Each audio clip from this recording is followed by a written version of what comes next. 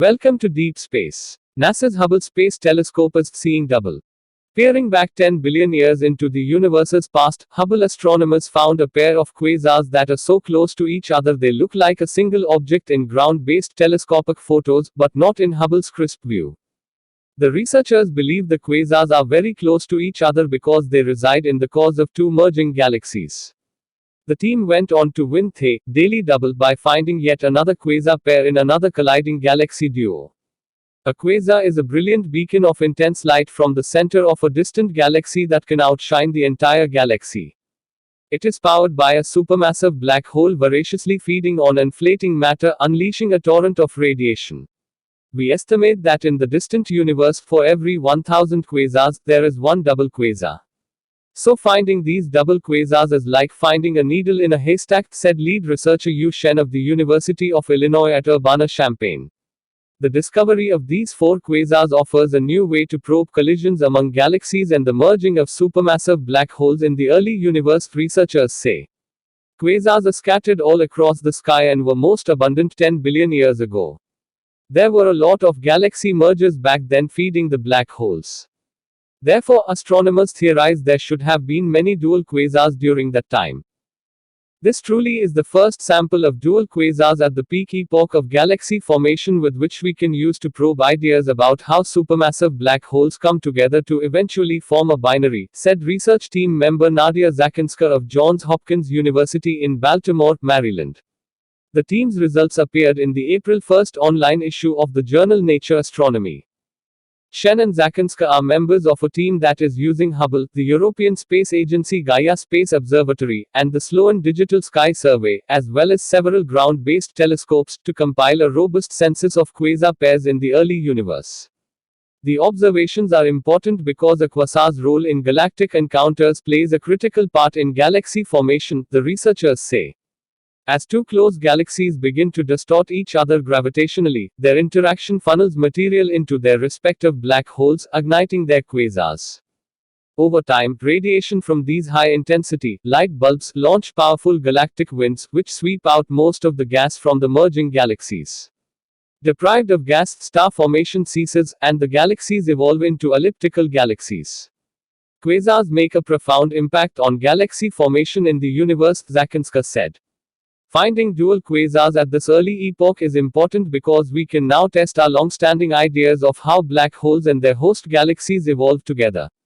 Quote, astronomers have discovered more than 100 double quasars in merging galaxies so far. However, none of them is as old as the two double quasars in this study.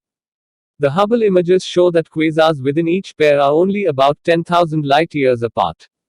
By comparison, our Sun is 26,000 light-years from the supermassive black hole in the center of our galaxy.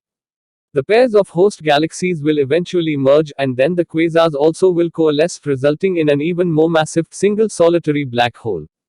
Finding them wasn't easy. Hubble is the only telescope with vision sharp enough to peer back to the early universe and distinguish two close quasars that are so far away from Earth. However, Hubble's sharp resolution alone isn't good enough to find these dual light beacons. Astronomers first needed to figure out where to point Hubble to study them.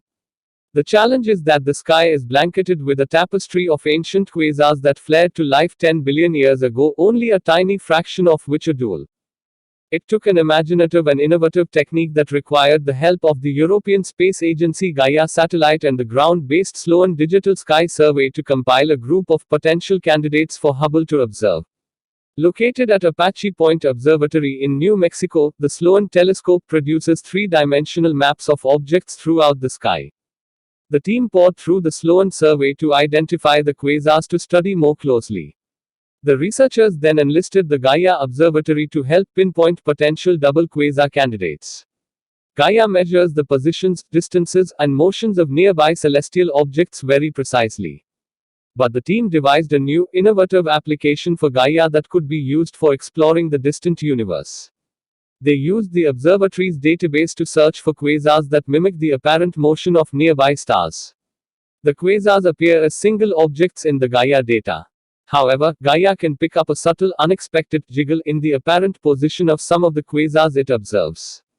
The quasars aren't moving through space in any measurable way, but instead their jiggle could be evidence of random fluctuations of light as each member of the quasar pair varies in brightness. Quasars flicker in brightness on timescales of days to months depending on their black hole's feeding schedule. This alternating brightness between the quasar pair is similar to seeing a railroad crossing signal from a distance. As the lights on both sides of the stationary signal alternately flashed, the sign gives the illusion of jiggling. Quote, when the first 4 targets were observed with Hubble, its crisp vision revealed that 2 of the targets are 2 close pairs of quasars. The researchers said it was a light bulb moment that verified their plan of using Sloan, Gaia, and Hubble to hunt for the ancient, elusive double powerhouses. Team member Xin Liu of the University of Illinois at Urbana-Champaign called the Hubble confirmation a happy surprise. She has long hunted for double quasars closer to Earth using different techniques with ground-based telescopes. The new technique can not only discover dual quasars much further away, but it is much more efficient than the methods we've used before, she said.